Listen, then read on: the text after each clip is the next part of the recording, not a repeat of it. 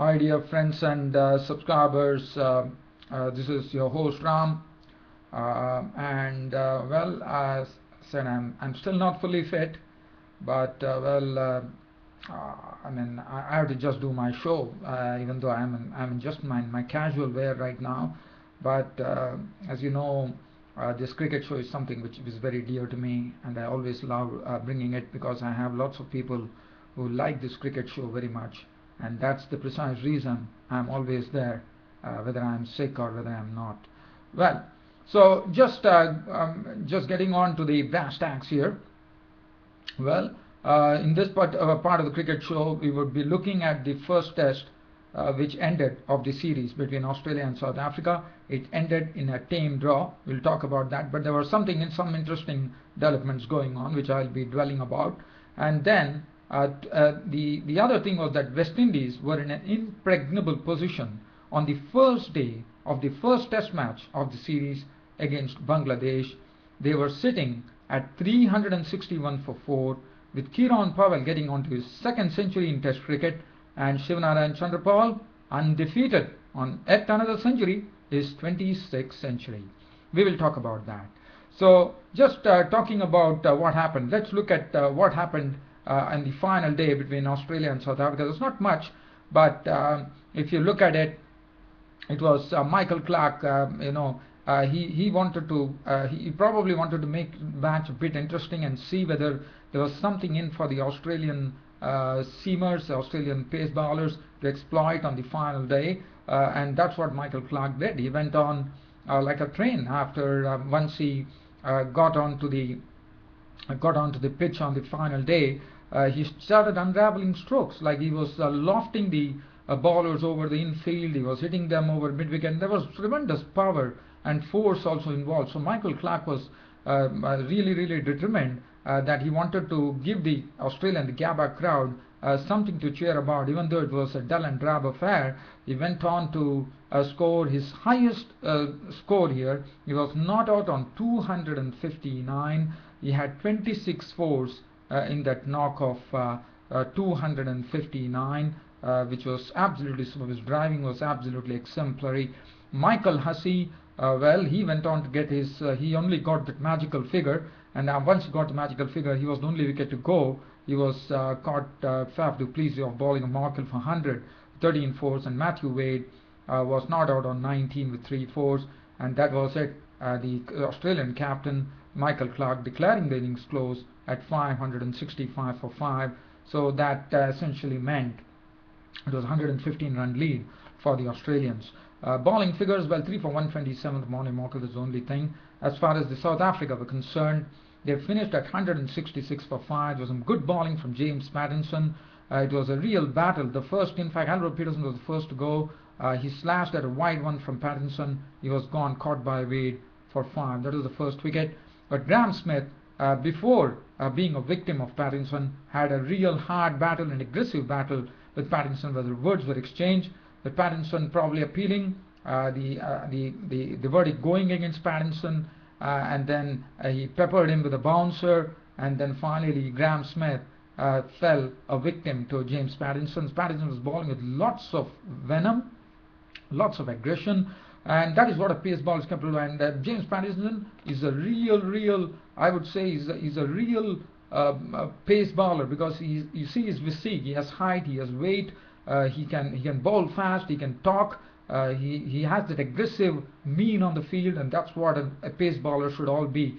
And well, it was very good to see James Pattinson bowling well, and Graham Smith tried to slice a drive, but Rob Quinney at gully picked up a good catch. So he was gone for 23 with 3 fours. Hashim Amla made 38 good runs, 3 fours and 1 6. He also hit one very good 6 of the bowling from Nathan Lyon, reaching out for it and depositing it over the fence.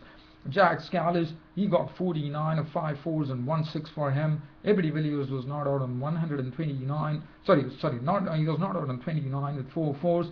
Jack Rudolph was a victim of Nathan Lyon's second wicket for Nathan Lyon. He was out for 11. Fernand Fernandez was not out on 166 for 5, and the match ended. The first test match of the series ended between South Africa and Australia, ending in a draw. Ben Hilfenhaus, 15 overs, 3 minutes, none for 26, with James Pattinson was the bowler of the day. 19 overs, 3 maidens, 2 for 58.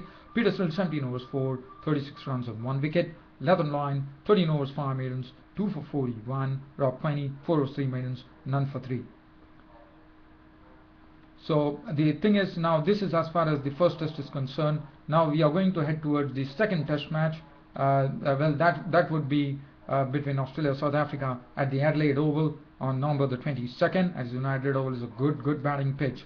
Now let's talk about the other match. This is something that I need all you dear friends and subscribers to just imagine that this is what happened. This was the first day of the series between Bangladesh and West Indies, which started at Dhaka, and there was a new person by the name, a right arm off spinner, that Bangladesh had a debut. In fact, Sohag Gazi was the right arm off spinner who made his debut today. And can you believe it?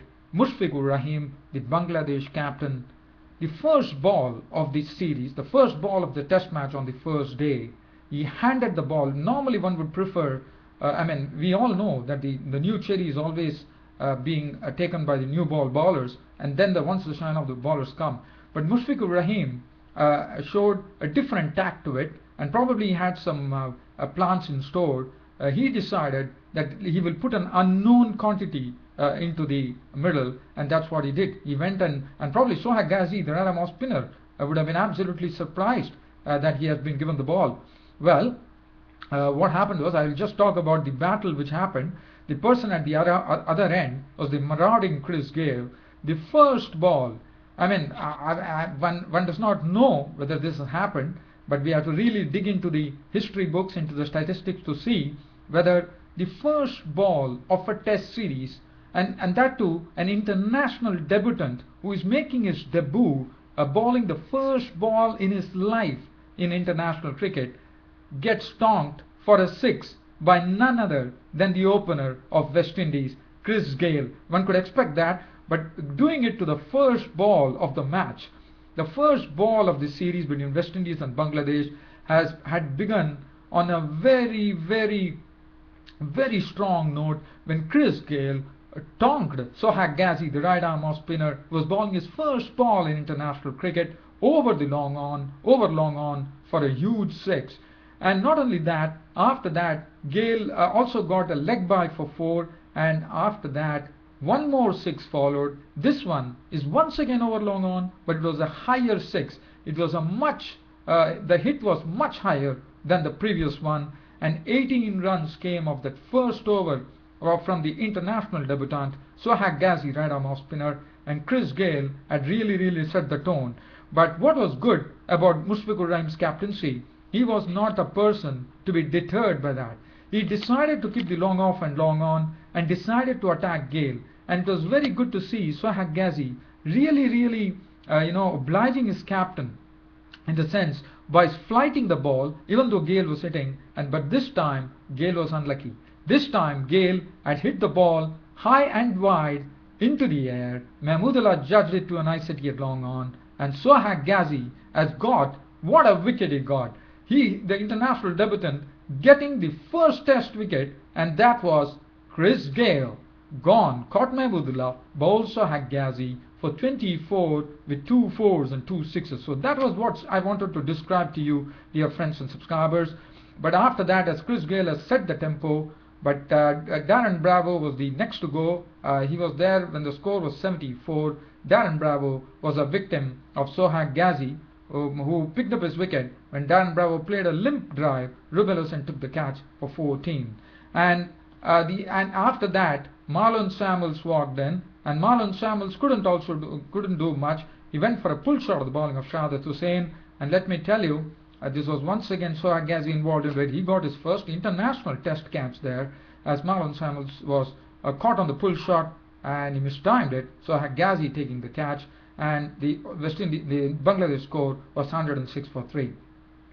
But that was the time probably Bangladesh would have probably felt that they were probably in with a chance to really pile on the pressure. But well, all those hopes were absolutely dismissed by Kieron Powell and Shimron and Chanderpal, who pushed the score from 106 to 231 without any further mishap till 231, because it was a partnership which yielded 125 runs, and out of that Kieran Powell had scored 117 of 18 with 18 fours and 1 6, and this was his second century in Test cricket for Kieran Powell. What a knock from Kieran Powell. They went after the spinners couldn't do much because it was good use of the feet. Kieran Powell was driving on both sides of the wicket, whether it was from extra cover, mid wicket, mid on, from on both the sides of the wicket. He was doing well. But Sohag Gazi was the best bowler of the day today, the international debutant. Got the wicket of Kieran Powell when he was clean bowled by Sohag Gazi, the right-arm off-spinner, for 117 with 18 fours and 1 6. But I would say Bangladesh problems were only compounded, because after that there was another partnership which followed, which took them towards the close of play, with West Indies closing at a very, very impregnable score of 361 for 4, with Shivnarine Chanderpal, the rock of Gibraltar for West Indies, not out on 123 with 17 fours. And Shivnarine Chanderpal, well, you know what a player he is. He's one of those players who every opposition would like to see the back of, because if he's going to stay there, he only knows one thing to do, and that is to grind the opposition, and that's what he precisely did. He had 123 to his name with 17 boundaries. Dinesh Ramadhin chalked up his 50. He was not out on 52 with 5 boundaries, and West Indies closed at an impregnable score of 361 for 4 going into the second day. So the first day's play, West Indies 361 for 4 with Chanderpal not out 123 and Dinesh Ramadhin not out 52. It has been a real toil for the Bangladeshi bowlers, but Sohag Gazi, he was very, very impressive. What was very impressive about this international, the right-arm off-spinner, the debutant right-arm off-spinner from Bangladesh was Sohag Gazi. Even though he got tonked for 18 runs for the first over of international cricket, he got the wicket, the first test wicket as Chris Gayle. He would savor it for the rest of his life.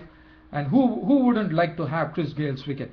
And not only that, look at his bowling performance: 32 overs, 6 maidens, 97 runs and 3 wickets. He got his reward. And what was good about Sohag Gazi was this person was ready to flight the ball come what may, and that's what really got his wickets. He was not afraid to give air to the ball, and that's what he precisely did, and the wickets started coming to him. Tremendous bowling figures: 32 overs, 6 maidens, 97 runs and 3 wickets. But you look at the other bowling figures, doesn't make any happy reading. Shahzad Hussain 14 overs, 1 for 73. Rubail Hussain 9 overs, 1 for 54. Mahmudullah 7 overs for 29. Shakib Al Hasan 19 overs, 2 maidens, none for 69. Naeem Islam 8 overs, 1 maiden, none for 24. Nasir Hussain 1 over, no maiden, none for 8. Well, so that is the story as far as the first day's play is concerned between Bangladesh and West Indies. But Sohag Gazi was the player for me for being a debutant right-arm off-spinner, coming in and bowling the first over and then picking up 3 for 97 on his debut. It's tremendous bowling. I would still say that Sohag Gazi really stole the day from West Indies for Bangladesh, even though West Indies made 361 for 4 at the end of the first day's play of the Test series. Well, the other news that I would like to very quickly say before my YouTube broadcast comes to an end is that, as you know, the Test match is coming up between India and England, and well, that is going to be starting on 15, but there are injury worries for both the teams. Stephen Finn is a doubtful starter for England, and Ishant Sharma would be a doubtful starter for India, and that the standby has been named as Ashok Denda.